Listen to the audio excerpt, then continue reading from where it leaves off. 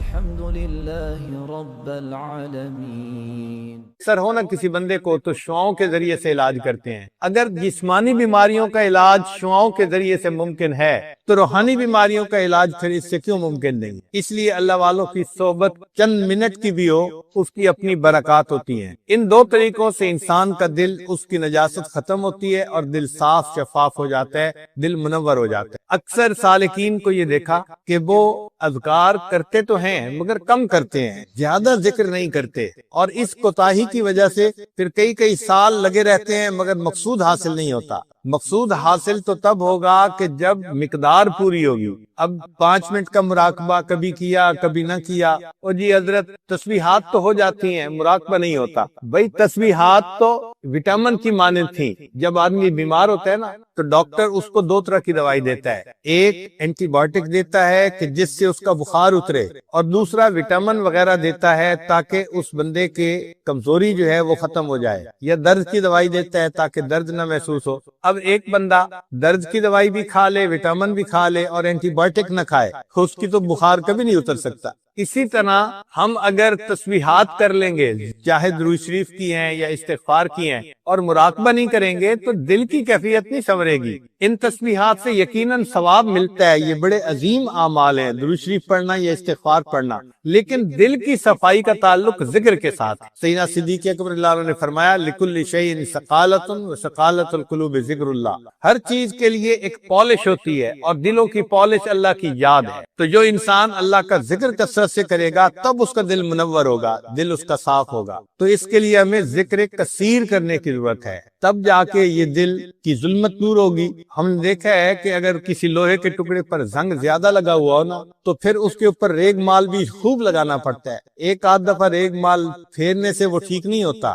انسان کا دل بھی اسی طرح گناہوں کی وجہ سے سیاہ ہو جاتا ہے، زنگ آلود ہوتا ہے۔ اللہ تعالیٰ ارشاد فرماتے ہیں کلا بل ران علی قلوبہم ما کانوا یکسبون، کیوں نہیں، ان کی بدعمالیوں کی وجہ سے ان کے دلوں پر زنگ لگا دیا گیا۔ تو گناہوں کی وجہ سے دلوں پہ زنگ لگ جاتا ہے، اور یہ زنگ اگر زیادہ ہو جائے تو اس کے لیے پھر محنت بھی زیادہ کرنی پڑتی ہے، ریگ مال بھی خوب لگانا پڑتا ہے۔ عورتیں اچھی طرح جانتی ہیں جو برتن زیادہ میلا ہو وہ ایک دفعہ پانی میں دھونے سے صاف نہیں ہوتا، اس کو 2 3 دفعہ دھونا پڑتا ہے، بلکہ اس کو مانجنا پڑتا ہے اچھی طرح، تب جا کے برتن صاف ہوتا ہے۔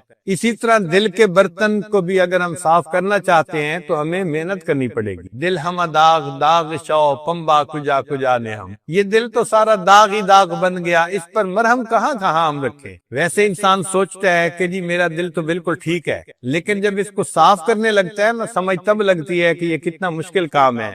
مصحفی ہم تو سمجھتے کہ یہ ہوگا کوئی زخم، مصحفی ہم تو سمجھتے تھے کہ ہوگا کوئی زخم، تیرے دل میں تو بہت کام رفو کا نکلا۔ یہ تو جب کریں گے تب پتہ چلے گا کہ دل میں کتنے داغ لگے ہیں اور کتنی جگہوں پہ زخم لگے ہیں، اب ان کو سینے کی اور صاف کرنے کی ضرورت ہے۔ تو ذکر کی کثرت نہ ہونا ہماری رکاوٹ بنیادی ہوتی ہے، یعنی اکثر سالکین میں جو چیز کمی نظر آتی ہے نا، تعلق بھی رکھتے ہیں، عقائد بھی ٹھیک ہوتے ہیں، آتے جاتے بھی ہیں، مگر معمولات پابندی سے نہیں کرتے ہیں تو تھوڑا کرتے ہیں، اور اس کوتاہی کی وجہ سے دل صاف نہیں ہوتا۔ وہ جو اللہ تعالیٰ کی محبت کی شمع جلتی ہے دل میں وہ نہیں جل پاتی۔ پھر کہتے ہیں جی کہ اتنے سال گزر گئے، اور بعض تو احباب عجیب، حضرت بس میں آیا ہوں اور ارادہ تو میرا تھا کہ میں کئی مشائخ کے پاس گیا، لیکن پھر میں نے کہا کہ نہیں میں آپ سے بیعت ہوتا ہوں، یعنی احسان بھی چڑھاتے ہیں کہ میں نے اوروں سے بیعت ہونے کی بجائے آپ سے بیعت کی ہے۔ تو حضرت بس میں آپ کے پاس آیا ہوں، آپ کا دامن پکڑا ہے،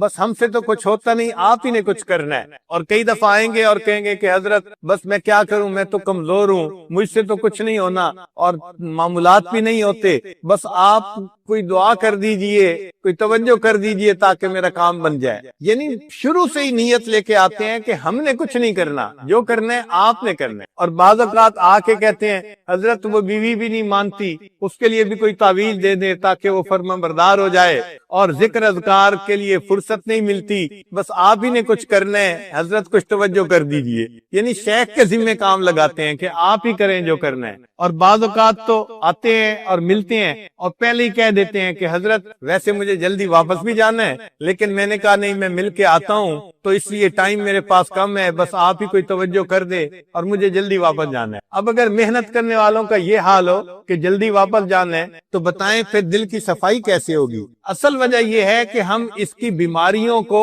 صحیح بیماری ہی نہیں سمجھتے، اس کے گمبھیر پن کا بھی ہمیں اندازہ نہیں ہوتا کہ یہ کتنی بری بیماری ہے، مہلک بیماری ہے، اور ہمیں اس سے نجات پا کے رہنا ہے۔ تو ذکر کی کثرت کریں گے تو دل منور ہوگا اور اللہ تعالیٰ دل کو نرم کر دیں گے۔ ذکر کے اندر یہ خوبی ہے کہ یہ انسان کے دل سے دنیا کی محبت کو نکال دیتا ہے۔ جتنا ذکر زیادہ کریں گے اتنا ذات کی محبت زیادہ آئے گی۔ یہ اصول یاد رکھیں کہ ذکر سے ذات کی محبت پیدا ہوتی ہے۔ آپ کسی چیز کا زیادہ ذکر شروع کر دیں، آپ کے دل میں اس کی محبت آنی شروع ہو جائے گی۔ ابھی آپ بیٹھے ہیں، آپ کے سامنے آئس کریم کا تذکرہ شروع کر دے، ونیلا فلیور ایسی ہوتی ہے، فلاں ایسی، تو تھوڑی دیر کے بعد بہت سارے نوجوانوں کا دل چاہے گا کہ ہم یہ فلیور کی آئس کریم کھا ہی لیتے۔ تو تذکرے سے محبت آتی ہے، یہ شریعت کا حسن ہے۔ اس لیے شریعت نے کہا کہ کوئی عورت اپنے میاں کے سامنے کسی غیر عورت کا تذکرہ مت کرے، کیوں کہ تذکرہ کرنے سے دل کے اندر تعلق جڑ جاتا ہے۔ یہ حسن ہے شریعت کا۔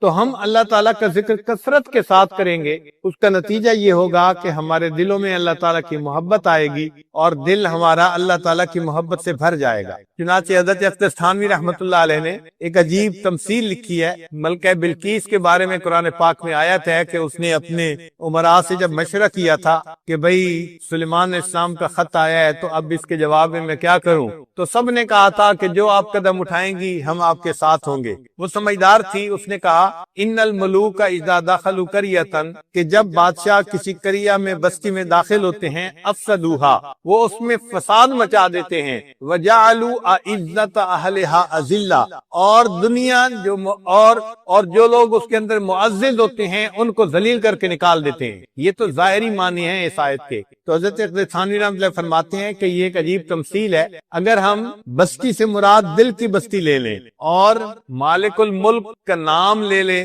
ملوک سے مراد، تو ترجمہ پھر یوں بنے گا ان الملوک اذا دخلوا قریۃ، جب اللہ تعالیٰ کا نام اس دل کی بستی میں داخل ہوتا ہے، افسدوها، وہ انقلاب مچا دیتا ہے، وجعلوا اعزت اہلها اذلہ، اور دنیا جو دل میں معزز ہوتی ہے اس کو ذلیل کر کے دل سے نکال دیا کرتا ہے۔ تو اللہ تعالیٰ کا نام انسان کے دل سے دنیا کی محبت کو مٹا دیتا ہے اور اللہ تعالیٰ کی محبت سے دل کو بھر دیتا ہے۔ اور اگر آپ غور کریں تو ہماری زندگی کا مقصد بھی اللہ ہی کی یاد ہے۔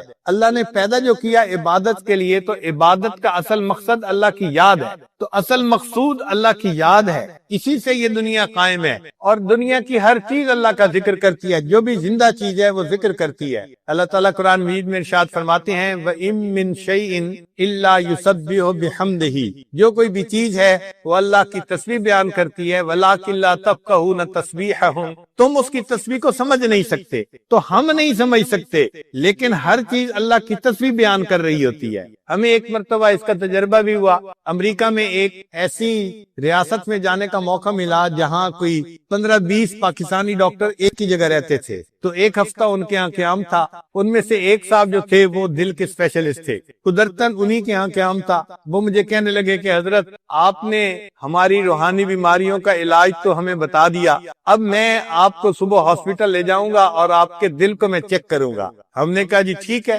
چنانچہ وقت تھا، ہم اس کے ساتھ ہاسپٹل چلے گئے۔ انہوں نے ہمیں جا کے وہاں ایک کمرے میں مشین کے آگے لٹا لیا اور دل کو چیک کرنا شروع کیا، ایکو کارڈیوگرام اس کو کہتے ہیں۔ وہ دل کی تصویر آ جاتی ہے اور دل کی رگوں میں کیسے خون جا رہا ہے اور آ رہا ہے اس کی پوری تفصیل اس کے اندر ہوتی ہے۔ جب انہوں نے اسکرین پہ دکھایا تو مجھے کہنے لگے دیکھیں یہاں سے خون جا رہا ہے اور یہاں سے خون آ رہا ہے اور اتنی مقدار سے جا رہا ہے، اور آپ کی شریانیں اس وقت ٹھیک ہیں اور 80% کام کر رہی ہیں 100 کی بجائے۔ تو اس عمر میں 80% بہت اچھی چیز تھی۔ کہنے لگے جی میں بہت مطمئن ہوں آپ کے دل کی کیفیت سے۔ پھر اس کے بعد کہنے لگے کہ حضرت میں آپ کو آپ کے دل کی آواز سناؤں؟ کیا سنائیں؟ تو انہوں نے ایک بٹن آن کیا، جیسے ہی بٹن آن کیا تو آواز آنے لگ گئی، جیسے دل جو ہے وہ خون کو پمپ کر رہا ہے۔ وہ کہنے لگا جی کہ ہماری میڈیکل کی کتابوں میں لکھا ہے کہ دل جب خون کو پمپ کرتا ہے نا تو لب ڈب کی آواز آتی ہے، لب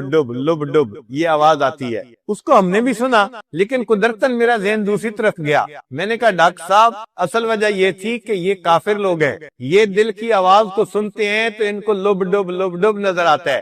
آپ ذرا غور کریں، مجھے تو یہ کچھ اور آواز نظر آتی ہے۔ تو وہ غور سے مجھے دیکھ لگے، حضرت کون سی آواز؟ میں نے کہا یہ تو دل لب ڈب نہیں کر رہا، یہ تو رب رب رب رب کر رہا ہے۔ جب اس کو یہ کہا تو وہ بڑے حیران ہوئے، پھر کہنے لگے اچھا اس کو دیکھتے ہیں۔ پھر انہوں نے غور سے اس کو دیکھا اور پھر کہنے لگے حضرت رب رب کی آواز بالکل اس کے زیادہ قریب ہے۔ انہوں نے فیصلہ کر دیا کہ واقعی انسان کا دل جو خون پمپ کر رہا ہوتا ہے وہ آواز رب رب کی پیدا ہو رہی ہوتی ہے۔ میں نے کہا آج مسئلہ سمجھ میں آ گیا، اگر ہر زیرو کا دل جو خون پمپ کرتا ہے اس کی آواز رب رب پکار رہی ہے، اس کا مطلب یہ کہ جتنی زیرو دنیا کے اندر ہیں سب کے جسم اللہ کا ذکر کر رہے ہوتے ہیں۔ اللہ تعالیٰ نے تو قرآن مجید میں فرما دیا وَإِن مِّن شَيْءٍ إِلَّا يُسَبِّحُ بِحَمْدِهِ وَلَٰكِن لَّا تَفْقَهُونَ تَسْبِيحَهُم۔ تو واقعی بات ایسی ہے کہ ہمارا جسم اللہ کا ذکر کر رہا ہوتا ہے، باقی ہم خود اللہ کا ذکر کریں تو پھر کامل جسم اللہ کا ذکر کرے گا،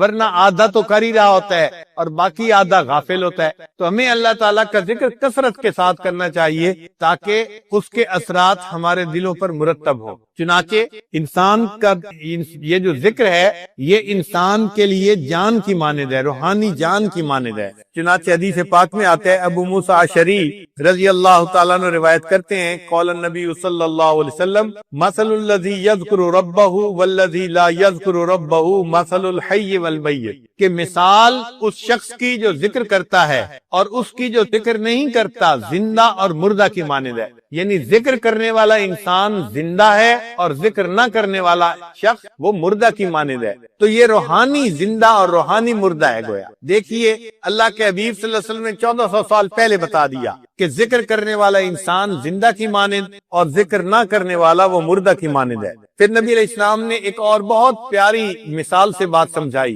کہ جس طرح خزاں کے موسم میں درختوں کے پتے جھڑ جاتے ہیں اور خشک ہو جاتے ہیں، اگر اس وقت درمیان میں ایک بالکل سرسبز درخت ہو تو وہ کتنا حسین اور اچھا لگتا ہے۔ نبی علیہ السلام نے فرمایا کہ ذاکر اللہ فی الغافلین کالذی یقاتل عن الفارین، کہ اللہ کا ذکر کرنے والا غافلین میں بیٹھ کر وہ ایسے ہے جیسے کہ فرار ہونے والوں سے قتال کرنے والا شخص ہوتا ہے۔ وذاکر اللہ فی الغافلین کالشجرۃ الخضراء فی وسط الشجر الذی تحاط ورقۃ من الصریب، جیسے خزاں کے موسم میں بے برگ و بار درختوں کے درمیان سرسبز درخت ہوتا ہے، اس طرح غافل لوگوں کے درمیان بیٹھ کر ذکر کرنے والا انسان اللہ کی نظر میں یوں حسین اور اچھا معلوم ہوتا ہے۔ ایک اور حدیث پاک میں نبی السلام نے ارشاد فرمایا، صحابی اللہ عنہ کہتے ہیں کہ سمعت رسول اللہ صلی اللہ علیہ وسلم یقول ما صید سید ولا عضدت عضات ولا قطعت وشیجت الا بقلت التسبیح، کوئی شکار یعنی پرندہ شکار نہیں ہوتا اور کوئی ٹہنی نہیں ٹوٹتی مگر یہ کہ تسبیح کی قلت کی وجہ سے، یعنی وہ تسبیح جب کم کرتے ہیں پھر شکار ہو جاتے ہیں۔ اللہ کی شان دیکھیے کہ پرندے جب تک اللہ کا ذکر کرتے رہتے ہیں اس وقت تک کوئی ان کو شکار نہیں کر سکتا، جب ذکر میں کوتاہی ہوتی ہے، کمی ہوتی ہے، تو اس وقت ان کو گویا موت دے دی جاتی ہے۔ ابو الدرداء رضی اللہ عنہ روایت کرتے ہیں، ما اخذ طائر ولا حوت الا بتضییع التسبیح، کوئی پرندہ نہیں پکڑا جاتا، کوئی مچھلی نہیں پکڑی جاتی مگر جب وہ تسبیح کو ضائع کرتی ہے، یعنی اللہ کا ذکر کم کرتی ہے، اس وقت اس کو پکڑ لیا جاتا ہے۔ انس رضی اللہ عنہ ایک حدیث پاک روایت کرتے ہیں، آجال البہائم کلھا وخشاش الارض فی التسبیح، کہ جو بہائم ہیں، جانور ہیں، ان کی جو زندگیاں ہیں اس کا تعلق ان کی تسبیح کے ساتھ ہے، اور جو زمین کے کیڑے ہیں، حشرات الارض ہیں، ان کا تعلق بھی زندگی کا ان کی تسبیح کے ساتھ ہے۔ اگر وہ تسبیح کرتے رہتے ہیں تو زندگی لمبی رہتی ہے، جب ذکر میں کمی کرتے ہیں فَإِذَا انْقَضَى تَسْبِيحُهَا قَبَضَ اللَّهُ أَرْوَاحُهَا، جب تسبیح چھوڑ دیتے ہیں اللہ تعالیٰ پھر ان کی روحوں کو قبض کروا دیتے ہیں۔ ایک اور حدیث پاک میں یزید بن مرسد رضی اللہ تعالیٰ عنہ فرماتے ہیں کہ نبی السلام نے فرمایا لا يصاد شيء من الطير والحيتان الا بما یضیع من تسبیح اللہ، کہ جب کوئی پرندہ اللہ تعالیٰ کی تسبیح کو کم کرتا ہے، ضائع کر دیتا ہے، پھر اس پرندے کا شکار کیا جاتا ہے، یا مچھلی ضائع کر دیتی ہے تب مچھلی کو پکڑ لیا جاتا ہے۔ تو اس کا مطلب یہ ہوا کہ جو ذکر کرتا ہے وہ زندہ ہے، اور جو ذکر نہیں کرتا وہ اللہ تعالیٰ کے نزدیک مردہ کی مانند ہے۔ اسی لیے یہ پوری کائنات، اس میں جب تک اللہ رب العزت کا نام رہے گا یہ کائنات اس وقت تک سلامت رہے گی، اور جب یہ اللہ کا نام سے محروم ہو جائے گی اللہ تعالیٰ اس کائنات کو ختم کر دیں گے۔ چنانچہ حدیث پاک میں ہے، قال رسول اللہ صلی اللہ علیہ وسلم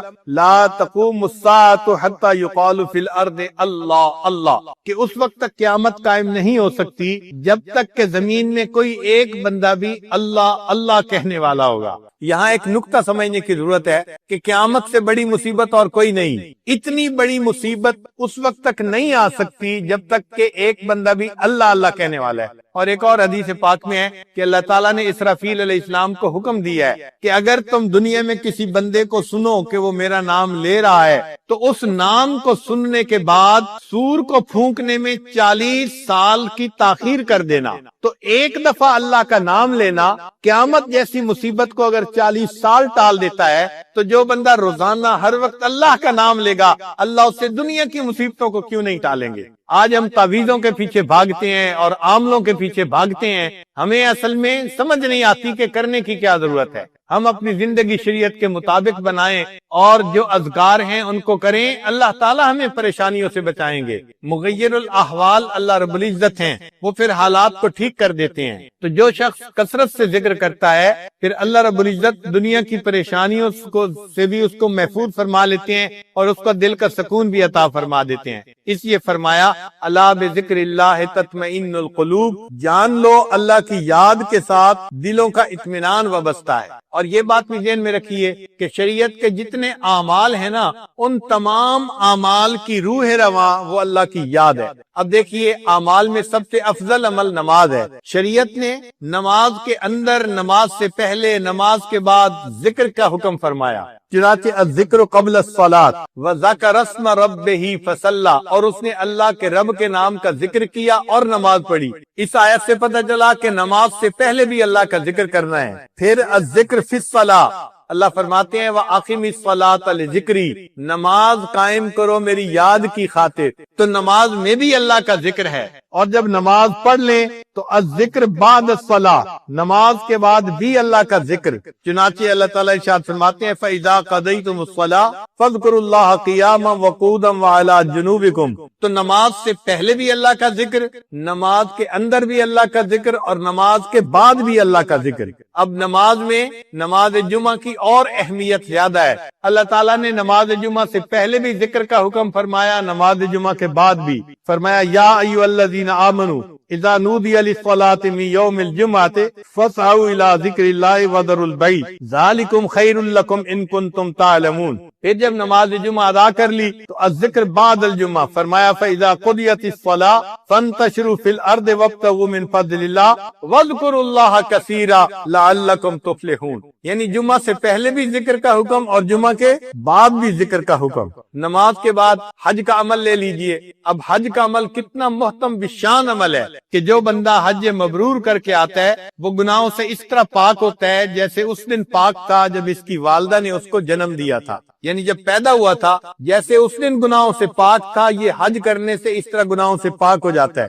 الذکر فی الحج، ذرا غور کیجئے، اللہ تعالیٰ فرماتے ہیں وَاذْكُرُوا اللَّهَ فِي أَيَّامٍ مَّعْدُودَاتٍ، یہ ایام معدود ایام حج ہیں۔ اللہ فرماتے ہیں وَاذْكُرُوا اللَّهَ، تم ذکر کرو ان گنتی کے دنوں میں۔ ایک جگہ فرمایا وَأَذِّن فِي النَّاسِ بِالْحَجِّ يَأْتُوكَ رِجَالًا وَعَلَىٰ كُلِّ ضَامِرٍ يَأْتِينَ مِن كُلِّ فَجٍّ عَمِيقٍ لِيَشْهَدُوا مَنَافِعَ لَهُمْ وَيَذْكُرُوا اسْمَ اللَّهِ فِي أَيَّامٍ مَّعْلُومَاتٍ عَلَىٰ مَا رَزَقَهُم مِّن بَهِيمَةِ الْأَنْعَامِ۔ حدیث پاک میں بھی ہے، نبی علیہ الصلوۃ والسلام نے ارشاد فرمایا، ابو ہریرہ نے فرماتے ہیں کہ انہوں نے سنا نبی علیہ الصلوۃ والسلام کو یہ فرماتے ہوئے من طاف بالبیت سبعا لم يتکلم فیہ الا سبحان اللہ والحمد للہ ولا الہ الا اللہ واللہ اکبر ولا حول ولا قوة الا باللہ محیت عنہ عشر سیئات وکتبت لہ عشر حسنات ورفع لہو اشر درجات کہ جو بندہ اس طرح طواف کرے 7 چکر لگائے کہ اس میں وہ سبحان اللہ والحمد للہ ولا الہ الا اللہ واللہ اکبر یہ پڑھتا رہے، اس کے سوا کوئی کلام نہ کرے، اللہ تعالیٰ 10 گناہوں کو مٹا دیتے ہیں، 10 نیکیاں عطا فرما دیتے ہیں اور 10 درجے بلند فرما دیتے ہیں۔ اس کا مطلب یہ ہوا کہ طواف کے اندر بھی اللہ کا ذکر مقصود ہے کہ انسان اللہ کا ذکر کثرت کے ساتھ کرے، تو حج کے دوران بھی اللہ کا ذکر ہے۔ پھر جب انسان حج کر لے، الذکر بعد الافادۃ من عرفات، اللہ تعالیٰ فرماتے ہیں لیس علیکم جناح ان تبتغوا فضلا من ربکم فاذا افضتم من عرفات فاذکروا اللہ عند المشعر الحرام واذکروہ کما ہداکم وان کنتم من قبلہ لمن الضالین۔ تو دیکھو اس کے بعد بھی وقوف عرفات کے بعد بھی ذکر کا حکم ہے، اور الذکر بعد قضاء المناسک، جو مناسک حج ہیں ان کو کرنے کے بعد بھی پھر ذکر کا حکم، فاذا قضیتم مناسککم فاذکروا اللہ کذکرکم آباءکم او اشد ذکرا، تو مناسک کرنے کے بعد بھی ذکر ہے۔ پھر الذکر عند النحر، جب قربانی کرنی ہوتی ہے حج کے دوران تو اس وقت بھی ذکر کا حکم دیا، فرمایا لن ینال اللہ لحومها ولا دماؤها ولکن ینالہ التقوی منکم کذالک سخرھا لکم لتکبروا اللہ علی ما ہداکم وبشر المحسنین۔ تو اس وقت بھی اللہ کا ذکر، تو اس سے معلوم ہوتا ہے کہ نماز سے پہلے بھی، نماز کے درمیان بھی، نماز کے بعد بھی، جمعہ سے پہلے بھی، جمعہ کے بعد بھی، اور حج میں حج سے پہلے بھی اور حج کے دوران بھی اور حج کے بعد بھی، مناسک کے بعد بھی۔ تو معلوم ہوا کہ جتنے اعمال ہیں اصل میں ان کی روح رواں اللہ تعالیٰ کی یاد ہی ہے، اللہ تعالیٰ کا ذکر ہی ہے۔ آپ دیکھ لیجئے ہم روزہ رکھتے ہیں تو روزے میں بھی اللہ تعالیٰ کی یاد کا حکم، چنانچہ اللہ تعالیٰ فرماتے ہیں الذکر فی الصوم شہر رمضان الذی انزل فیہ القرآن ھدی للناس وبینات من الھدی والفرقان فمن شہد منکم الشہر فلیصمہ ومن کان مریضا او علی سفر فعدۃ من ایام اخر یرید اللہ بکم اليسر ولا یرید بکم العسر ولتکملوا اللہ ولتکبروا اللہ علی ما ہداکم ولعلکم تشکرون۔ اب روزے کے بعد انسان دین کی دعوت کا کام کرتا ہے، یہ بھی ابتدا سے لے کے انتہا تک ذکر اس کے ساتھ جڑا ہوا ہے۔ چنانچہ جب حضرت موسیٰ علیہ السلام کو نبوت ملی تو انہوں نے اللہ رب العزت کی بارگاہ میں فریاد کی کہ اللہ میرے بھائی کو بھی میرا معاون بنا دیجئے، تو اس وقت انہوں نے کیا تھا، یہ کہا کہ وجعل لی وزیرا من اہلی ہارون اخی اشدد بہ اذری واشرکہ فی امری کئی نسبحک کثیرا ونذکرک کثیرا۔ تو معلوم ہوا کہ انہوں نے نبوت کے لیے جب فریاد کی تو اس وقت یہی بات کہی کہ اللہ تاکہ ہم آپ کا ذکر کثرت کے ساتھ کر سکیں۔ اب جب اللہ رب العزت نے ان کو نبوت سے سرفراز فرما دیا ہارون علیہ السلام کو، اور دونوں کو فرعون کے پاس بھیجنا تھا، اس وقت رب کریم نے دونوں کو ہدایات دی۔ اب یہ ہدایات دینے والے رب کریم ہیں، اور جن کو ہدایات دی جا رہی وہ بھی انبیاء ہیں، ان کی عظمتوں کا بھی اندازہ لگائیے، اور تو ہدایات کتنی اہم ہوں گی۔ تو اللہ تعالیٰ اس وقت فرماتے ہیں اذهب انت واخوک بآیاتی ولا تنیا فی ذکری، آپ اور آپ کا بھائی آپ جائیے میری نشانیاں لے کر اور میری یاد سے دونوں غافل نہ ہونا۔ یعنی یہ ذکر یا اللہ کی یاد اتنی اہم ہے کہ اللہ تعالیٰ اپنے انبیاء سے فرماتے ہیں کہ آپ نے دعوت کے کام میں میری یاد سے غافل نہیں ہونا۔ اب یہ تو ابتدا تھی کہ ابھی جا رہے ہیں، پھر دعوت کی ایک انتہا ہوتی ہے، وہ یہ کہ اگلا ماننے والا جب بات سننے پہ آمادہ نہ ہو، اسلم تسلم پہ راضی نہ ہو، تو پھر اختتام یہ ہوتا ہے کہ ٹھیک ہے بھئی پھر تلوار ہمارا تمہارا فیصلہ کرے گی۔ تو اگر ایسی صورتحال آ جائے اس وقت بھی ذکر کا حکم دیا، فرمایا یا ایھا الذین آمنوا، اے ایمان والو، اذا لقیتم فئۃ فاثبتوا، جب تمہارا آمنا سامنا کافروں کی جماعت کے ساتھ ہو تو تم جم جاؤ، واذکروا اللہ کثیرا لعلکم تفلحون، اللہ کا ذکر کثرت سے کرنا تاکہ کامیابی تمہارے قدم چومے۔ اب اگر یہ واذکروا اللہ کثیرا کے الفاظ نکال دیے جاتے تو بھی فکرہ ٹھیک بن جاتا، مگر اللہ تعالیٰ چاہتے ہیں کہ یہ سب اعمال میری یاد کے ساتھ ہونے چاہیے۔ تو معلوم ہوا کہ نماز کے آگے پیچھے بھی ذکر، نماز کے اندر بھی ذکر، اور جس نماز میں اللہ کی یاد نہیں وہ نماز پھٹے کپڑے کی طرح پڑھنے والے کے منہ پہ واپس مار دی جاتی ہے۔ کہ اس میں اللہ کی یاد ہی نہیں ہے، انسان غافل ہے، تو معلوم ہوا کہ شریعت کے جتنے اعمال ہیں ان اعمال کا مرکز اور محور اللہ تعالیٰ کی یاد ہے، اس لیے اللہ تعالیٰ کا ذکر اس کی بہت زیادہ فضیلت ہے۔ حضرت عبداللہ رضی اللہ عنہ روایت کرتے ہیں کہ ایک اعرابی نبی علیہ السلام کی خدمت میں حاضر ہوئے اور انہوں نے کہا، اے اللہ کے حبیب صلی اللہ علیہ وسلم، ای الناس خیر، کون سا بندہ سب سے بہتر ہے؟ فقال، نبی علیہ السلام نے فرمایا، طوبی لمن طال عمرہ وحسن عملہ، مبارک ہے وہ بندہ جس کی عمر طویل ہو اور اس کے عمل اچھے ہوں، یعنی اچھی عمل کے ساتھ طویل عمر پائے تو یہ خوش نصیب انسان ہے کہ جس کو لمبی عمر بھی ملی اور اس کے اعمال بھی اچھے تھے۔ پھر اس عرابی نے ایک دوسرا سوال پوچھا، کہنے لگا، یا رسول اللہ، ای الاعمال افضل، کون سا عمل افضل ہے؟ قال، نبی علیہ السلام نے فرمایا، ان تفارق الدنیا ولسانک رطبا من ذکر اللہ، کہ اس حال میں دنیا سے تو جدا ہو کہ تیری زبان اللہ کی یاد سے تر ہو، یعنی یہ عمل سب سے افضل عمل ہے کہ اس حال میں انسان کو موت آئے کہ اس کی زبان اللہ کے ذکر سے تر ہو، اللہ کے ذکر میں لگی ہوئی ہو۔ تو معلوم ہوا کہ یہ اعمال میں سے افضل عمل ہے اللہ تعالیٰ کا ذکر کرنا۔ ایک اور حدیث پاک میں نبی علیہ السلام نے فرمایا، لو ان رجلا فی ہجرہ دراہم، ایک بندہ ہے جس کی گود کے اندر یعنی جھولی کے اندر بہت سارے دراہم ہیں اور وہ یقسمھا، وہ ان دراہم کو اللہ کے راستے میں صدقہ کر رہا ہے، وآخر، اور دوسرا بندہ ہے یذکر اللہ، جو بیٹھا ہوا اللہ کا ذکر کر رہا ہے، اس کے پاس مال پیسہ نہیں، بس وہ اللہ کی یاد میں لگا ہوا ہے، تو فرماتے ہیں کہ کان الذاکر للہ افضل، جو اللہ کا ذکر کر رہا ہے وہ اس صدقہ کرنے والے شخص سے زیادہ فضیلت رکھتا ہے۔ اب بتائیے، ایک طرف مال اللہ کے راستے میں لٹا رہا ہے مگر ذکر کرنے والے کو فرمایا کہ وہ زیادہ افضل ہے۔ ام انس رضی اللہ تعالی عنہ فرماتی ہیں، قالت یا رسول اللہ، انہوں نے پوچھا، ہے اللہ کے نبی صلی اللہ علیہ وسلم، اوصنی، مجھے کچھ وصیت فرما دیجئے۔ قال اہجری المعاصی، تو گناہوں کو چھوڑ دے، ہجرت اختیار کر، فإنها افضل الہجرہ، یہ سب سے افضل ہجرت ہے، وحافظی علی الفرائض، اور فرضوں کے اوپر حفاظت کر، محافظت کر، یعنی فرض نمازوں کو ادا کر، فإنها افضل الجہاد، یہ افضل جہاد ہے، واکثری من ذکر اللہ، اور اللہ کے ذکر کی کثرت کر، فإنک لا یأتین اللہ بشیء احب الیہ من کثرت ذکرہ، تو کوئی چیز اللہ کے پاس ایسی لے کے نہیں جا سکتی جو اللہ کو بہت محبوب ہو سوائے اس کے کہ تو نے اللہ کا ذکر کثرت کے ساتھ کیا ہو۔ تو انسان کا یہ عمل ایسا ہے کہ جو اللہ تعالیٰ کو بہت زیادہ محبوب، اللہ تعالیٰ اس بات کو بہت پسند فرماتے ہیں کہ میرا بندہ مجھے کثرت کے ساتھ یاد کرے۔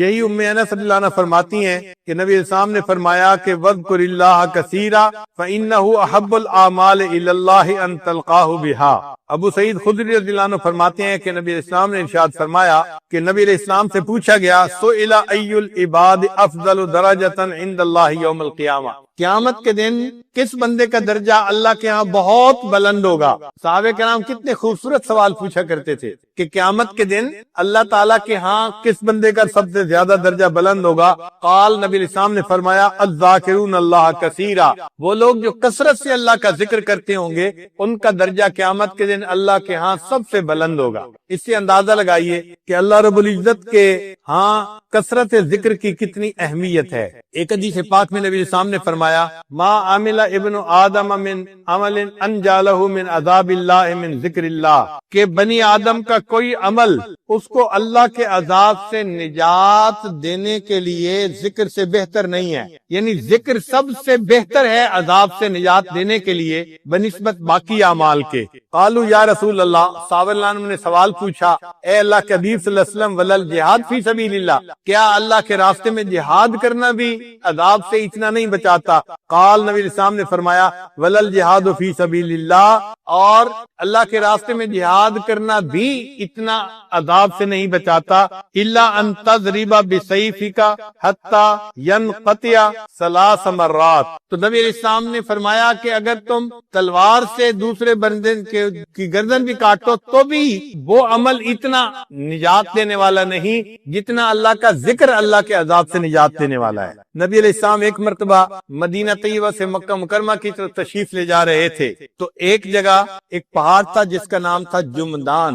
نبی علیہ علیہ السلام وہاں سے گزر رہے تھے تو نبی علیہ السلام نے فرمایا سبق المفردون کہ مفرد لوگ آگے بڑھ گئے. صحابہ کرام نے فوراً پوچھا ومل مفردون یا رسول اللہ، اے اللہ کے وسلم یہ آگے بڑھنے والے لوگ کون ہیں؟ قال الذاکرون اللہ کثیرا، جو اللہ کا ذکر کثرت سے کرنے والے ہیں یہ آگے بڑھنے والے لوگ ہیں. تو کتنی احادیث میں اس بات کی تفصیل بتائی گئی کہ جو لوگ اللہ کا ذکر کثرت سے کرتے ہیں یہ عذاب سے بچنے والے بھی ہوں گے، قیامت کے دن اللہ کے ہاں درجہ بھی اونچا پانے والے ہوں گے اور آگے بھی دوسروں سے بڑھنے والے ہوں گے. ابو سعید خدری رضی اللہ عنہ فرماتے ہیں کہ نبی السلام نے ارشاد فرمایا اعظم الناس درجۃ الذاکرون اللہ، کہ اللہ کے ہاں سب سے بلند مرتبہ پانے والے لوگ وہ ہوں گے جو اللہ کا ذکر کثرت کے ساتھ کرنے والے ہوں گے. تو آج ہم اس ذکر کو ایک صرف نفلی کام سمجھ لیتے ہیں، ایسی بات نہیں ہے. یہ ذکر انسان کو مہلک بیماریوں سے بچاتا ہے، وہ بیماریاں کہ جو انسان کو جہنم میں لے کے جائیں گی ان مہلکات سے بچاتا ہے.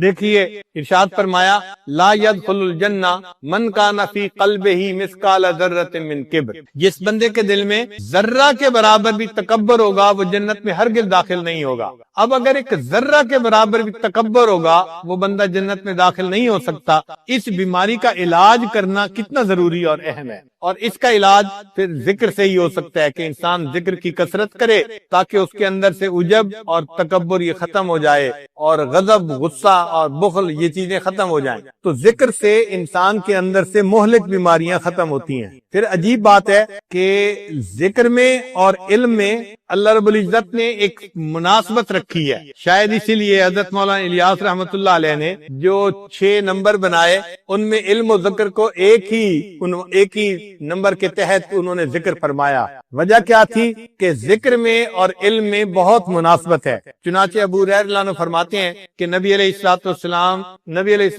ابو ہریرہ رضی اللہ عنہ کی روایت ہے ایک دفعہ وہ بازار آئے اور لوگوں کو کہنے لگے کہ لوگوں مسجد میں نبی علیہ السلام کی میراث تقسیم ہو رہی ہے اور تم یہاں بیٹھے ہو. تو لوگوں نے دکانیں بند کی اور وہ مسجد میں آئے، دیکھا تو وہاں کچھ لوگ بیٹھے ہوئے اللہ کا ذکر کر رہے تھے اور قرآن پڑھ رہے تھے. انہوں نے کہا ابو ہریرہ آپ نے تو کہا تھا میراث تقسیم ہو رہی ہے. انہوں نے کہا اچھا وہاں کیا ہو رہا تھا؟ انہوں نے کہا کہ ہم نے دیکھا یا ابو ہریرہ ما رأینا میراثا یقسم فی المسجد قال فماذا رأیتم قالوا رأینا قوما یذکرون اللہ عز وجل ویقرؤون القرآن. کچھ لوگ اللہ کا ذکر کر رہے تھے اور کچھ لوگ قرآن پڑھ رہے تھے. قال تو ابو ہریرہ نے فرمایا فذالک میراث رسول اللہ صلی اللہ علیہ وسلم، یہی رسول اللہ علیہ وسلم کی میراث ہے. تو یعنی ذکر جو ہے اس کو بھی نبی علیہ السلام کی میراث کہا گیا اور علم تو نبی علیہ السلام کی میراث ہے. اس لیے علماء کو ورثۃ الانبیاء کہتے ہیں. العلماء ورثۃ الانبیاء، وہ تو انبیاء کے وارث ہوتے ہیں. تو دیکھیں مناسبت ہوئی نا کہ ذکر کو بھی میراث کہا گیا اور علم کو بھی میراث کہا گیا.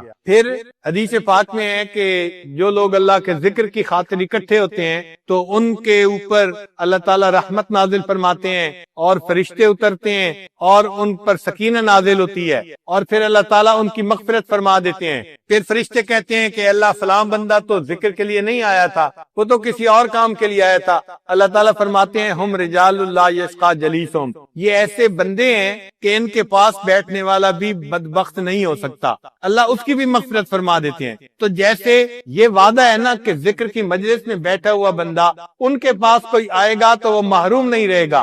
ہو بہو حدیث پاک میں یہی علم کے بارے میں ہے کہ اگر علم کی کوئی مجلس ہوگی اور کوئی بندہ آ کے ان کے ساتھ بیٹھ جائے، فرشتے کہتے ہیں کہ یا اللہ وہ تو اپنے کام کے لیے گزر رہا تھا، وہ علم سیکھنے والا نہیں تھا، اس نے تو لوگوں کو بیٹھے دیکھا کچھ سیکھتے سکھاتے تو وہ ویسے ہی کھڑا ہو گیا. اللہ فرماتے ہیں ان کے بارے میں بھی جو علم پڑھ رہے تھے کہ یہ ایسی قوم ہے کہ ان کے پاس بیٹھنے والا بدبخت نہیں ہوتا. تو جو خوشخبری ذکر کی مجلس کے لیے تھی وہی خوشخبری علم کی مجلس کے لیے بھی ہے. تو اس سے بھی علم میں اور ذکر میں ایک مناسبت سامنے آتی ہے. اسی لیے نبی علیہ السلام مسجد میں تشریف لائے تو اس وقت صحابہ کی 2 جماعتیں تھیں، ایک ذکر کر رہی تھی اور ایک سکھا رہی تھی. تو نبی علیہ الصلوۃ والسلام نے فرمایا کہ یہ ذکر کی مجلس بھی اچھے اعمال والی مجلس ہے اور علم کی مجلس بھی اچھے اعمال والی مجلس ہے، لیکن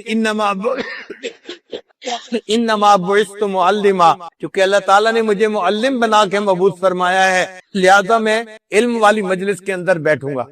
تو دونوں مجالس کی تصدیق فرمائی اللہ کے حبیب صلی اللہ علیہ وسلم نے۔ پھر دیکھیے علم جو ہے وہ انسان کو اندھیرے سے نکال کے روشنی کی طرف لاتا ہے، اور اسی طرح اللہ کا ذکر بھی انسان کو اندھیرے سے نکال کے روشنی کی طرف لاتا ہے۔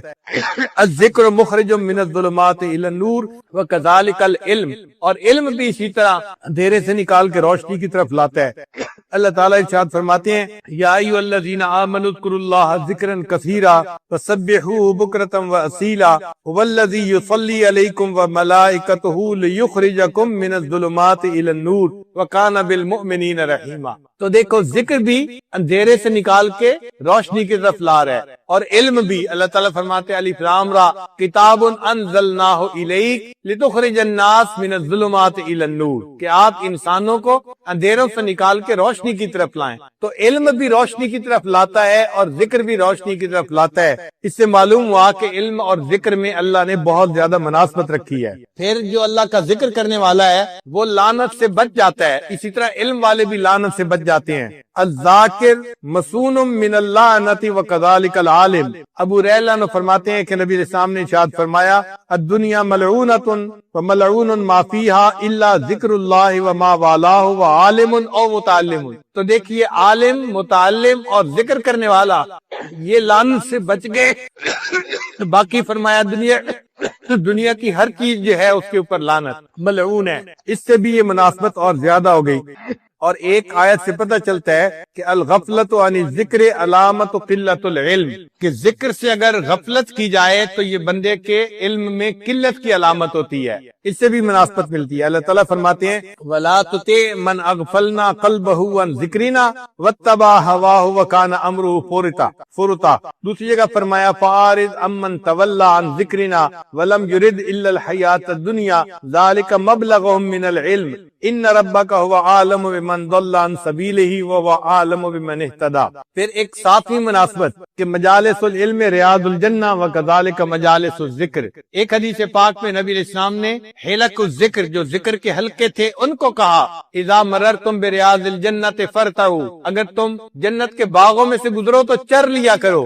صحابہ نے پوچھا کہ کون سے جنت کے باغ؟ فرمایا حلق الذکر، ذکر کے حلقے۔ تو حدیث پاک میں ذکر کے حلقوں کو بھی جنت کے باغ کہا گیا، اور ایک دوسری روایت میں جو مجالس علم ہیں ان کو بھی جنت کا باغ کہا گیا۔ تو اس سے بھی مناسبت جو ہے وہ سامنے آتی ہے۔ پھر اہل الذکر حفتہم الملائکۃ وغشیتہم الرحمہ وکذالک اہل العلم، کہ جب ذکر کرنے کے لیے لوگ بیٹھ جاتے ہیں ان کو فرشتے ڈھانپ لیتے ہیں اور اللہ کی رحمت ان پر نازل ہوتی ہے۔ اسی طرح جو لوگ علم کو پڑھنے پڑھانے کے لیے بیٹھتے ہیں یا تکرار کے لیے بیٹھتے ہیں، فرشتے ان کو ڈھانپ لیتے ہیں، اللہ کی رحمت ان کو گھیر لیتی ہے۔ اور ویسے بھی القراۃ و ذکر اللہ ذکر اسم اللہ متلازمان، اللہ کے نام کا ذکر اور قرات یہ دونوں لازم و ملزوم ہیں۔ دیکھیے قرآن مجید کی جب وحی اتری تو سب سے پہلی آیت کون سی تھی؟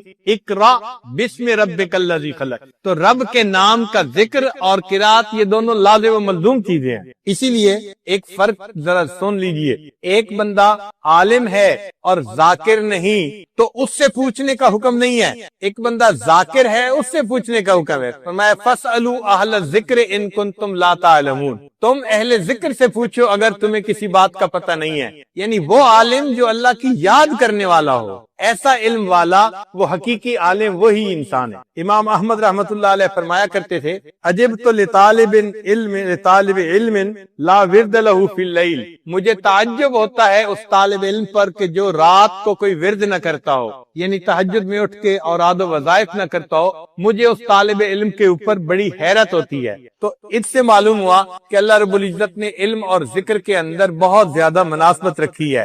اس لیے ہر ذاکر کو چاہیے کہ اگر زندگی کا وقت فارغ کر سکے تو علم حاصل کرے، اور ہر عالم کو چاہیے کہ اگر وہ زندگی کے وقت میں کچھ وقت نکال سکے تو ذکر ضرور سیکھے۔ اس لیے فرمایا فَإِذَا فَرَغْتَ فَانْصَبْ وَإِلَىٰ رَبِّكَ فَارْغَب، جب آپ اپنے منصب سے فارغ ہوں تو کیا کریں؟ وَإِلَىٰ رَبِّكَ فَارْغَب، اپنے رب کی طرف رغبت کیجیے۔ تو طلباء کو بھی چاہیے کہ جب اپنے پڑھنے پڑھانے سے ان کو ٹائم نکلے تو وہ ضرور اللہ کی یاد میں بیٹھا کریں اور اللہ کا ذکر کیا کریں۔ پھر اہمیت الذکر علی سبعۃ اوجہ، ذکر کی اہمیت 7 وجہ سے ہے۔ الامر بہی مطلقاً و مقیداً، اللہ تعالیٰ نے ذکر کا حکم فرمایا مطلقاً بھی اور مقیداً بھی۔ فرمایا یا ایھا الذین آمنوا اذکروا اللہ ذکرا کثیرا وسبحوہ بکرۃ واصیلا، اور دوسری جگہ فرمایا واذکر ربک فی نفسک تضرعا وخیفا۔ اب واذکر ربک فی نفسک، ذکر کر اپنے رب کا اپنے نفس میں، ای فی قلبک، مفسرین نے کہا اس سے مراد ہے اپنے دل میں اللہ کو یاد کرو،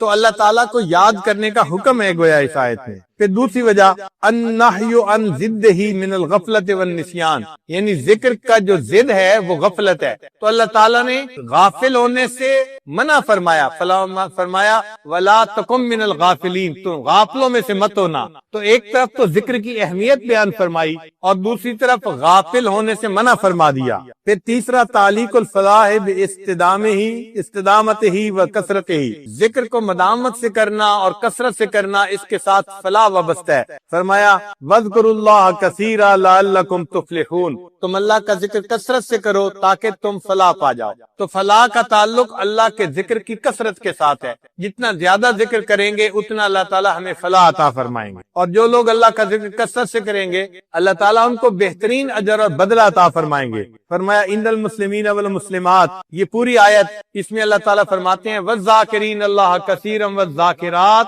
اعد اللہ لہم مغفرۃ واجرا عظیما، اللہ نے ان کے لیے مغفرت اور بڑا اجر ان کے لیے رکھا ہوا ہے۔ تو معلوم ہوا کہ ذکر کے اوپر اجر بھی اللہ تعالیٰ بہت عطا فرماتے ہیں، اور جو انسان ذکر سے غافل ہو اس کے لیے خسارے کی بات فرمائی گئی۔ چنانچہ رب کریم فرماتے ہیں یا ایھا الذین آمنوا لا تلھکم اموالکم ولا اولادکم عن ذکر اللہ ومن یفعل ذلک فاولئک هم الخاسرون۔ تو معلوم ہوا کہ جو انسان اللہ کے ذکر سے غافل ہوتا ہے وہ خسران میں پڑنے والا ہوتا ہے، اور اللہ کا ذکر یہ بہت بڑا عمل ہے۔ قرآن پاک میں اللہ تعالیٰ فرماتے ہیں وَلَذِكْرُ اللَّهِ اکبر، اور اللہ کا ذکر سب سے بڑا ہے۔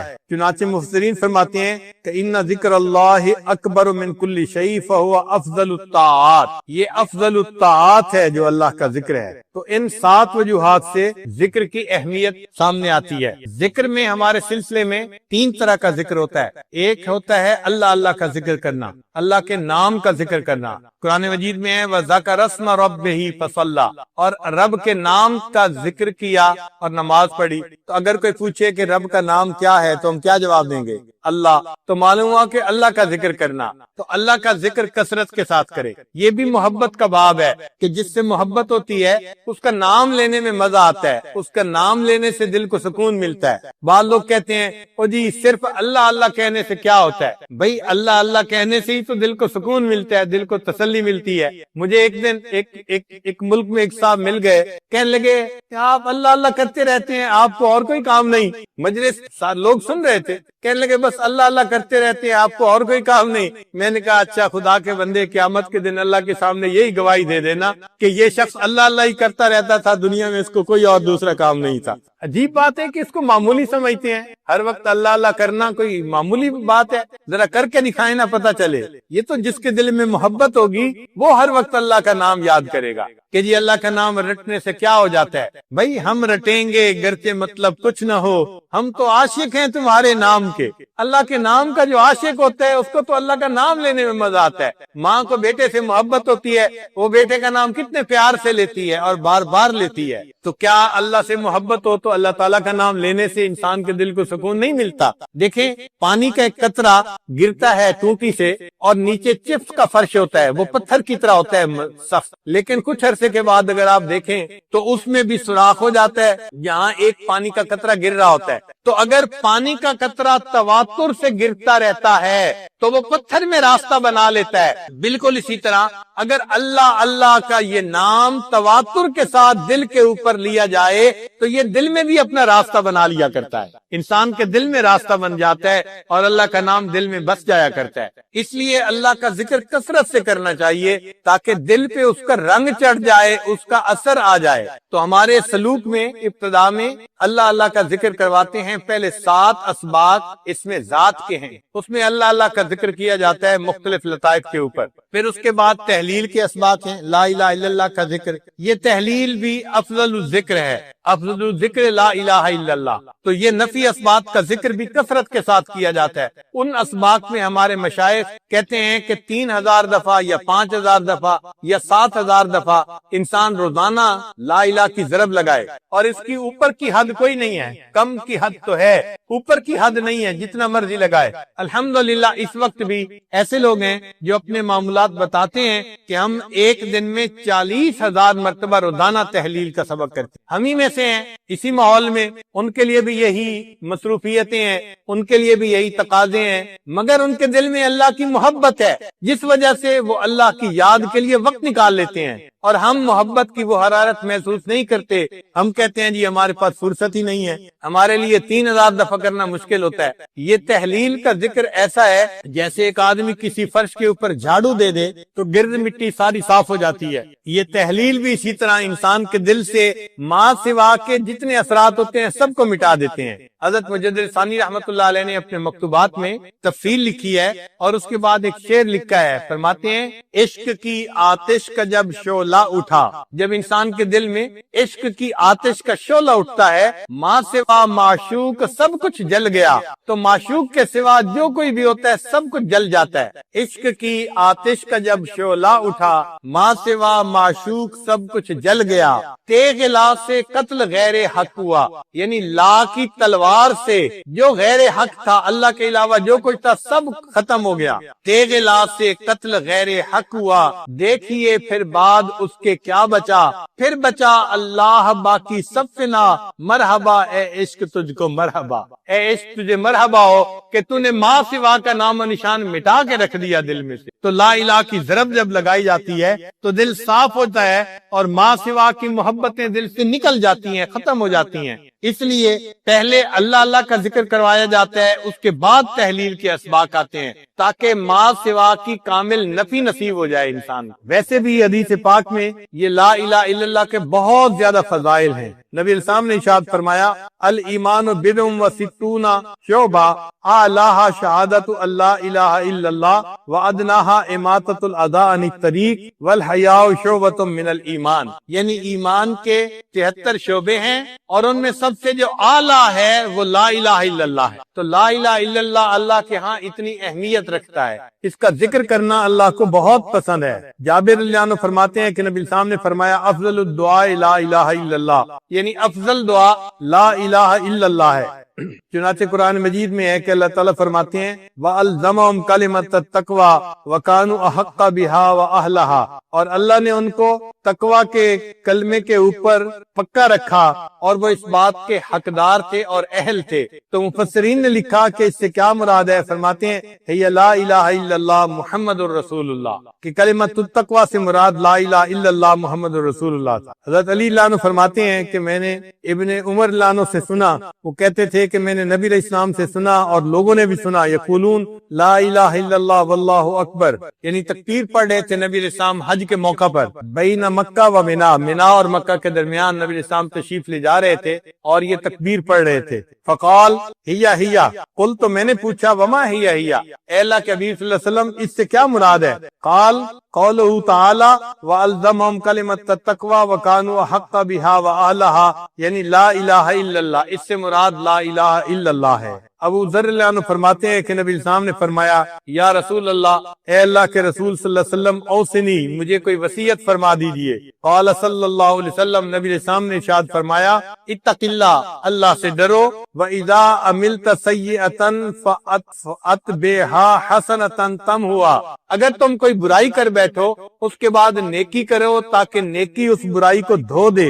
قال قلت یا رسول اللہ، میں نے کہا اے اللہ کے حبیب صلی اللہ علیہ وسلم امن الحق الحسنات لا الہ الا اللہ، کیا لا الہ الا اللہ یہ بھی نیکیوں میں سے ہے؟ قال صلی اللہ علیہ وسلم، نبی صاحب نے فرمایا من افضل الحسنات، یہ تو سب سے بہترین نیکی ہے لا الہ الا اللہ پڑھنا۔ تو دیکھیے اللہ کے حبیب صلی اللہ علیہ وسلم لا الہ الا اللہ پڑھنے کو سب سے بہترین نیکی فرما رہے ہیں۔ ابن عباس فرماتے ہیں کہ قرآن مجید میں ہے لہو دعوت الحق، اس سے مراد لا الہ الا اللہ ہے۔ اکرمہ رضی اللہ عنہ سے روایت ہے کہ اللہ تعالیٰ نے فرمایا کہ یا ایھا الذین آمنوا اتقوا اللہ وقولوا قولا سدیدا، تو قول سدید سے کیا مراد ہے؟ وہ فرماتے ہیں لا الہ الا اللہ اس سے مراد ہے۔ اور فرماتے ہیں کہ اللہ تعالیٰ نے فرمایا قد افلح من تزکا، تزکا سے کیا مراد ہے؟ وہ فرماتے ہیں من قال لا الہ الا اللہ۔ اور ایک اور جگہ قرآن مجید کی آیت ہے وویل للمشرکین الذین لا یؤتون الزکاۃ، وہ مشرک جو زکوٰۃ نہیں دیتے، تو فرماتے ہیں کہ زکوٰۃ سے کیا مراد؟ فرمایا الذین لا یقولون لا الہ الا اللہ، لا الہ الا اللہ اس سے مراد ہے۔ اور موسیٰ علیہ السلام نے جب فرعون سے کہا تھا کہ حل لک ان تزکا الی ان تقول لا الہ الا اللہ، ان سے مراد ان کی یہ تھی کہ تو لا الہ الا اللہ پڑھ لے۔ اور قرآن مجید کی آیت ہے ان الذین قالوا ربنا اللہ ثم استقاموا، کہ وہ لوگ جنہوں نے کہا ہمارا رب اللہ ہے پھر اس پر پکے ہو گئے۔ تو اس سے مفسرین نے فرمایا کہ اس سے مراد ہے کہ الا شہادت لا الہ الا اللہ، جو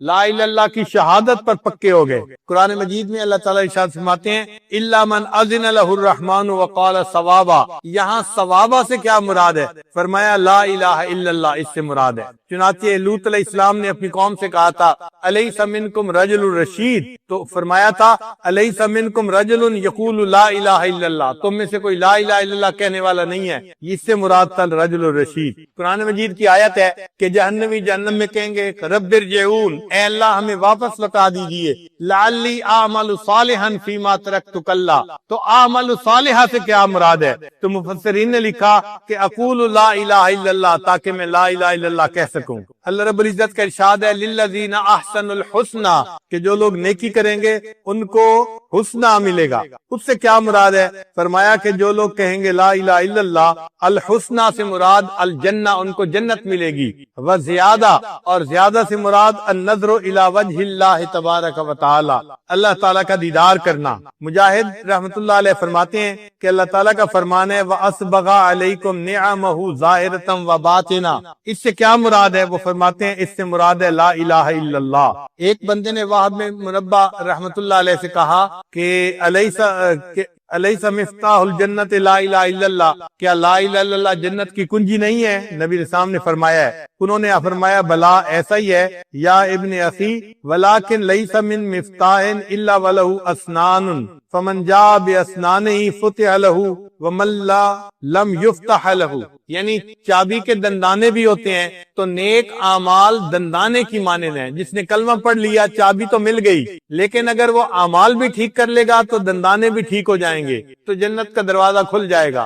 اور اگر اس نے اعمال ٹھیک نہ کیے تو اس کے ہاتھ میں کنجی تو ہوگی، مگر وہ کنجی جنت کا دروازہ کھول نہیں سکے گی۔ اور ایسا ہوتا ہے دو گاڑیاں ہیں، ایک کی چابی دوسرے کو لگاؤ تو دروازہ نہیں کھلتا، حالانکہ وہ چابی اندر چلی بھی جاتی ہے، اس کے دندانے ٹھیک نہیں ہوتے۔ حسن رضی اللہ عنہ فرماتے ہیں قال رسول اللہ صلی اللہ علیہ وسلم، نبی علیہ السلام نے ارشاد فرمایا من قال لا الہ الا اللہ تاشت ما فی صحیفتہ من السیئات حتی یعود الی مثلہا، کہ جس بندے نے لا الہ الا اللہ پڑھا، اس لا الہ الا اللہ پڑھنے پر اس کے نام اعمال میں جتنے گناہ ہوتے ہیں اللہ سب گناہوں کو مٹا دیتے ہیں۔ علامہ اقبال نے کیا اچھے اشعار کہے، خودی کا سر نہاں لا الہ الا اللہ، خودی ہے تیغ فساں لا الہ الا اللہ۔ خودی سے مراد کہ انسان ایک اللہ کے سامنے جھکے، جگہ جگہ سر نہ جھکاتا پھرے، اس کو وہ خودی کہتے ہیں کہ انسان مومن غیور ہونا چاہیے، ایک در پر جھکنے والا ہونا چاہیے، جگہ جگہ سر جھکانے والا نہ ہو۔ خودی کا سر نہاں لا الہ الا اللہ، خودی ہے تیغ فساں لا الہ الا اللہ۔ فساں کہتے ہیں جو چیز کو تیز کرنے والی گرائنڈر ہوتا ہے، وہ کہتے ہیں کہ خودی جو ہے یہ تلوار ہے، اور اس تلوار کو جو تیز کرنے والی چیز ہے وہ لا الہ الا اللہ ہے۔ جتنا لا الہ الا اللہ پڑھو گے تمہاری یہ جو خودی ہے نا، اللہ کے سامنے جھکنا ہے کسی اور کے سامنے نہیں، یہ اتنی زیادہ تیز ہو جائے گی۔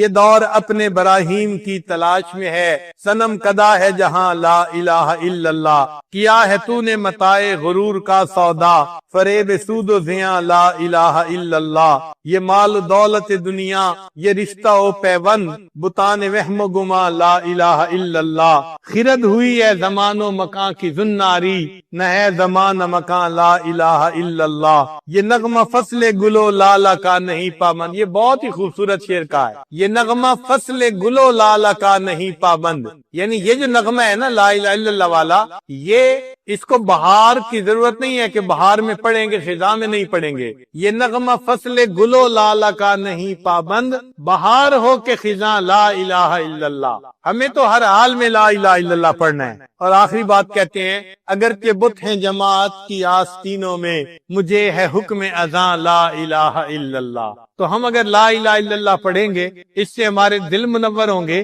ہمارے دلوں میں اللہ کی محبت آئے گی اور دلوں سے گناہوں کی ظلمت جو ہے وہ ختم ہو جائے گی۔ پھر اللہ رب العزت کا جو نام ہے نا، یہ نام بھی کتنا پیارا نام ہے۔ کہنے والے نے کہا اللہ اللہ اینچ شیریں ہست نام، یعنی اللہ اللہ جو ہے یہ کتنا میٹھا لفظ ہے۔ اللہ اللہ اینچ شیریں ہست نام، شیر و شکر می شود جانم تمام، کہ جب میں اللہ اللہ کا نام لیتا ہوں تو میرا پورا جسم ایسے میٹھا ہو جاتا ہے جیسے کسی چیز کے اندر چینی کو ملا کے اسے میٹھا کر دیا گیا ہو۔ اللہ کے نام میں واقعی ایسی مٹھاس ہے۔ اللہ کے نام کے اوپر کی کتنی عجیب صفات اور معارف ہیں، اس پر محدثین نے پوری کتابیں لکھی ہیں اللہ تعالیٰ کے نام کی، جو معارف ہیں اس کے اوپر۔ چنانچہ چند ایک آپ بھی سن لیجئے۔ ایک تو یہ کہ ندا کے تمام حروف میں سے صرف یا کا حرف اللہ کے نام پر داخل ہو سکتا ہے، باقی حروف کے ساتھ اللہ کو منادہ بنانا جائز نہیں۔ اس کی وجوہات ہیں، مثلا یا ایسا حرف ہے جو قریب کے لیے بھی بولا جاتا ہے اور دور کے لیے بھی بولا جاتا ہے، تو یہ قریب اور بعید دونوں کے لیے استعمال ہوتا ہے۔ اور اللہ تعالیٰ کی ذات بھی ایسی ہے کہ وہ انسان کے قریب بھی ہے اور اپنے عظمت و جلال کی وجہ سے بندے سے دور بھی ہے، تو اس میں بھی قرب بھی ہے بعد بھی ہے۔ اور چونکہ اس جو ہے حرف ندا کے اندر بھی قرب اور بعد تھا، تو ان صفات کی وجہ سے اللہ تعالیٰ کے نام کے ساتھ یا کا لفظ ہی لگایا جاتا ہے۔ پھر دوسری بات کہ آج تک ماہرین لغات اس بات پر حیران ہیں کہ اللہ رب العزت کا جو یہ نام ہے یہ عربی ہے یا عجمی، سریانی ہے یا عبرانی، علم ہے یا غیر علم، مشتق ہے یا غیر مشتق۔ اسی طرح یا کی حقیقت بھی لوگوں کی نگاہ سے مستور ہے، تو چونکہ نام بھی مستور تھا اور یہ حرف ندا بھی مستور ہے، تو مستور کو مستور کے ساتھ مناسبت، اس لیے اللہ کے نام کے ساتھ ہی صرف یا کا لفظ آ سکتا ہے۔ پھر قرآن پاک میں جتنے بھی منادہ آئے ہیں سب لفظ یا کے ساتھ آئے ہیں، گویا یا تمام حروف ندا میں افضل ہے، اور اللہ تعالیٰ کا نام اللہ تعالیٰ کے تمام ناموں میں سے افضل ہے، تو افضل کو افضل کے ساتھ جوڑ دیا گیا، الافضل للافضل۔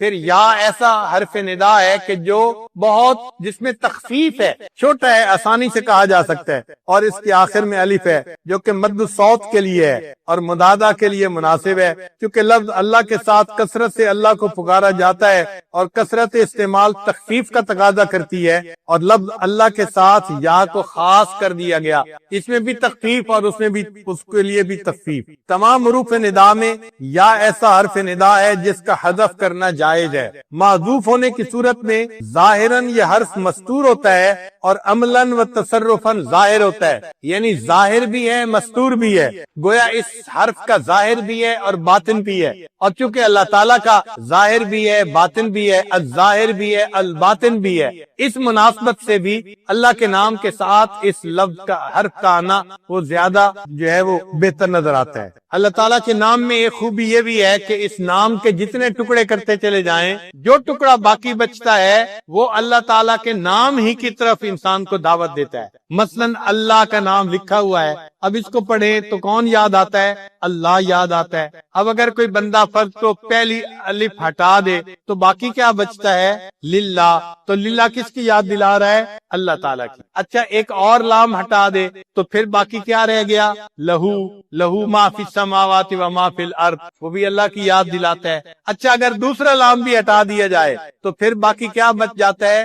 ہو بچ جاتا ہے، لا الہ الا ہو، وہ بھی اللہ ہی کی طرف انسان کو متوجہ کرتا ہے. کتنا خوبصورت نام ہے. لوگوں کے نام ہوتے ہیں ایک حرف نکال دو باقی نام کا کوئی مطلب ہی نہیں بنتا, بے معنی سا نام ہو جاتا ہے. اللہ آپ کتنے عظیم ہیں, آپ نے اپنے لیے کتنا خوبصورت نام پسند کیا. کوئی بندہ الگ الگ بھی کرتا جائے تو جو بچے گا وہ بھی اللہ کے نام کی طرف ہی انسان کو جو ہے وہ متوجہ کرے گا. پھر اللہ تعالیٰ کے جتنے باقی نام ہیں وہ سارے کے سارے ایک صفت پر دلالت کرتے ہیں. مثلاً الکریم کرم کی صفت کے اوپر, الجواد جود کی صفت کے اوپر. تو ہر اسم جو ہے وہ ایک ایک صفت کے اوپر دلالت کرتا ہے. لیکن اللہ کا نام ایسا ہے جو اللہ تعالیٰ کی تمام صفات کی طرف اشارہ کرتا ہے. یہ ایسا افضل نام ہے. پھر یہ بھی سن لیجئے کہ لفظ اللہ سے پہلے اگر کوئی لفظ ہے اور وہ مفتوح ہے یا مذموم ہے تو اللہ کا جو لام ہوتا ہے نا اس کو پر پڑھتے ہیں, اس کو تفخیم کہتے ہیں قرآن کی زبان میں. یہ تفخیم لفظ اللہ کی جو ہے نا وہ خصوصیت ہے, کسی اور لام میں یہ تفخیم نہیں ہو سکتی, صرف اللہ کے نام کو پر پڑھا جائے گا. اس لیے کہ اللہ کی عظمت کی وجہ سے اللہ کے نام کے اندر بھی ایسا حسن ہے, اس کے پڑھنے کے اندر بھی انسان کو جو ہے وہ پڑھنے میں بھی مزہ آتا ہے. یہ کیسا پیارا نام ہے. اذان کے شروع میں اللہ اور اذان کے آخر پہ اللہ. ہم اذان دیتے ہیں تو کہاں سے اللہ اکبر, تو پہلا لفظ کیا ہوتا ہے, اور جب اذان ختم کرتے ہیں تو لا الہ الا اللہ, تو کہاں پہ ختم کیا. اچھا نماز شروع کرتے ہیں تو کیا پڑھتے ہیں اللہ اکبر تکبیر تحریمہ, تو اللہ کے نام سے نماز کی ابتدا.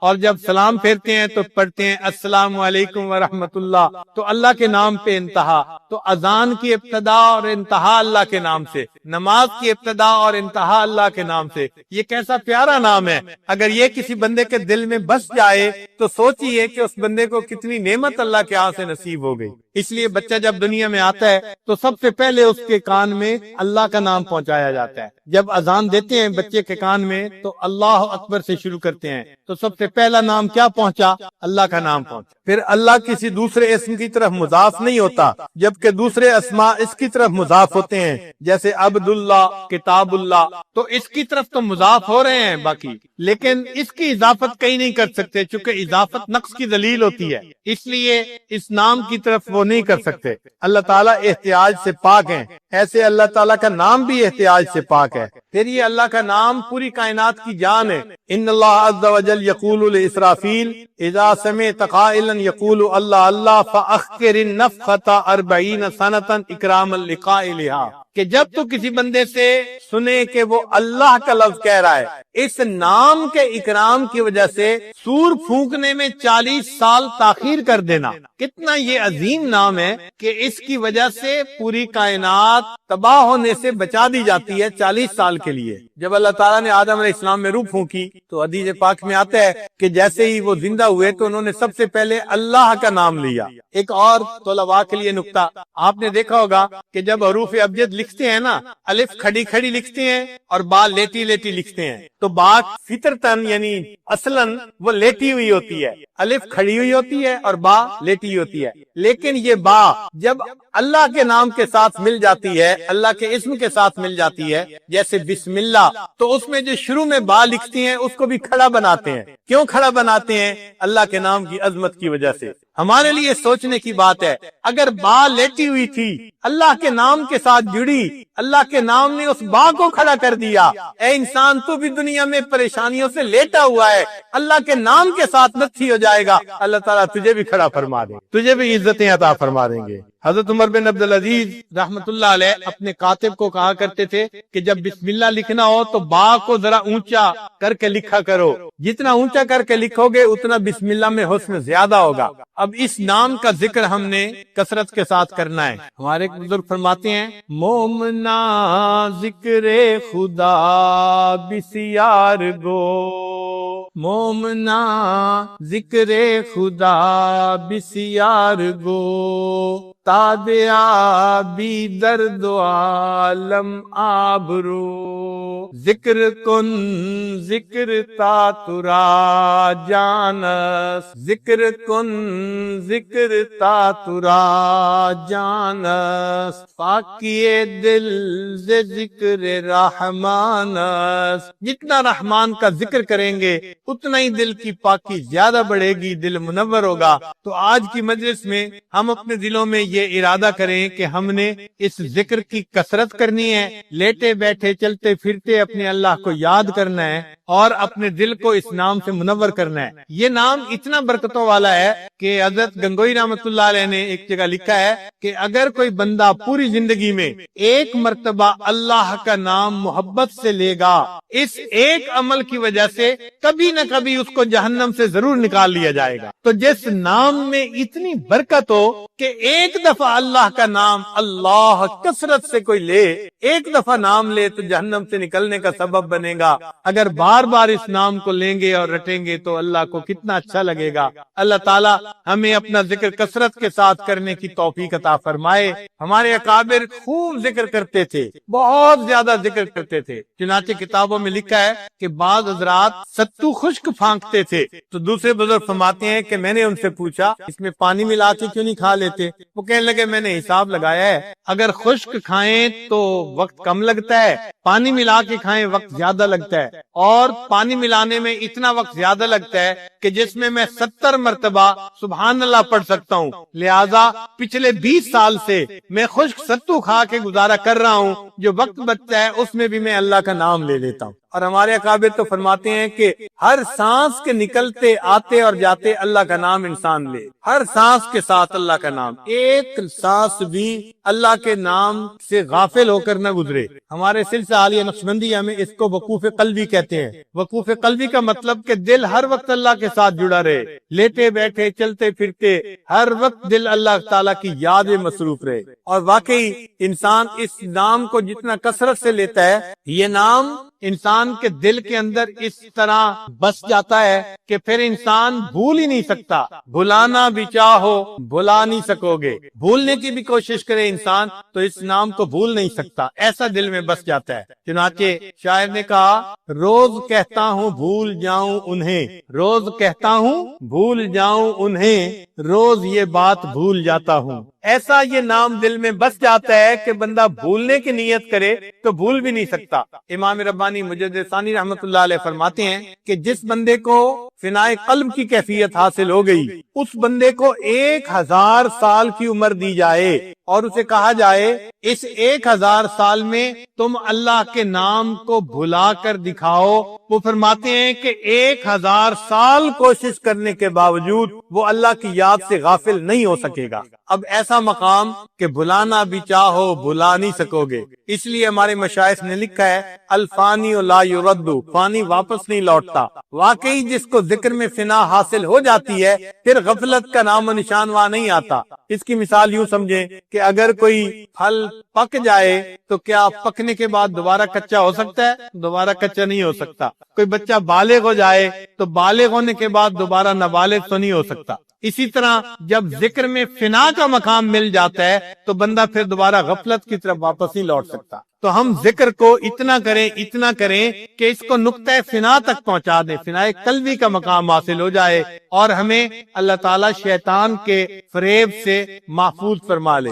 یہ ذکر انسان کے پاس اسلحہ ہے، ہتھیار ہے۔ اور آپ نے دیکھا ہوگا کہ جب کوئی فوجی کسی دشمن پر قابو پا لیتا ہے نا تو سب سے پہلا کام یہ کرتا ہے کہ اس سے اسلحہ چھینتا ہے۔ جب بھی فوجی کسی کو پکڑتا ہے کیا کہتے ہیں؟ ہینڈز اپ، ہاتھ کھڑے کرو۔ کیوں ہاتھ کھڑے کرواتے ہیں بھائی؟ اس لیے کہ ہاتھ میں اگر کوئی چیز ہوگی تو نیچے رکھے گا یا نیچے یا اوپر ظاہر ہو جائے گی۔ تو سب سے پہلے دشمن سے اسلحہ لیتے ہیں۔ اسی طرح شیطان بھی جب انسان پر حملہ آور ہوتا ہے تو وہ کیا کرتا ہے کہ انسان کو اللہ کے نام سے غافل کر دیتا ہے، وہ اس کا اسلحہ اس سے چھین لیتا ہے۔ تو ہم اپنے رب سے غافل نہ ہو، بس یہ ذہن میں رکھ لیں، ہر وقت دل میں اللہ تعالیٰ کی یاد ہو۔ ہمارے مشائخ اتنا اللہ کو یاد کرتے تھے کہ وہ گھنٹوں مراقبے میں بیٹھتے تھے۔ حضرت مولانا غلام اللہ خان رحمت اللہ علیہ، انہوں نے قرآن مجید کی تفسیر پڑھی تھی ایک بزرگ سے۔ ہمارے حضرت مرشد عالم رحمت اللہ علیہ نے بھی انہی سے تفسیر پڑھی تھی۔ ان بزرگوں کو اللہ رب العزت نے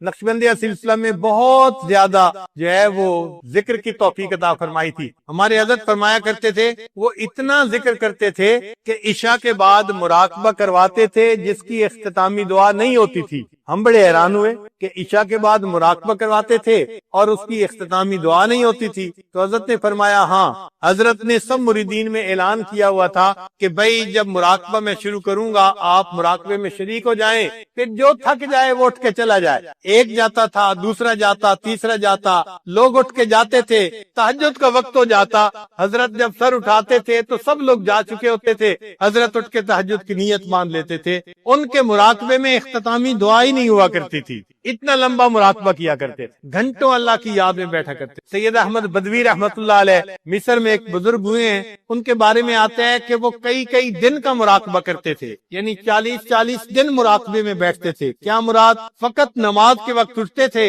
اور نماز پڑھ کے پھر مراقبے میں، پھر اٹھتے تھے نماز پڑھ کے پھر مراقبے میں، 40 دن ایسے گزارتے تھے۔ تو ان کے حالات زندگی میں لکھا ہے کثرت ذکر کرنے کی وجہ سے ان کے چہرے پہ اتنا نور تھا کہ لوگ ان کے چہرے کا نور دیکھ کے برداشت نہیں کر سکتے تھے، تو وہ اپنے چہرے کو لپیٹا کرتے تھے، ڈاٹا باندھا کرتے تھے۔ عام آدمی ان کے چہرے کو دیکھ کے برداشت نہیں کر سکتا تھا، بے ہوش ہو جاتا تھا۔ ایسا نور اللہ نے ان کے چہرے پہ عطا فرمایا تھا۔ تو ہمارے بزرگوں نے تو 40 دن کے مراقبے کیے، اور ہم 40 منٹ کا مراقبہ بھی نہیں کر پاتے۔ 2 منٹ 4 منٹ کے مراقبے سے انسان کا دل نہیں سنورتا۔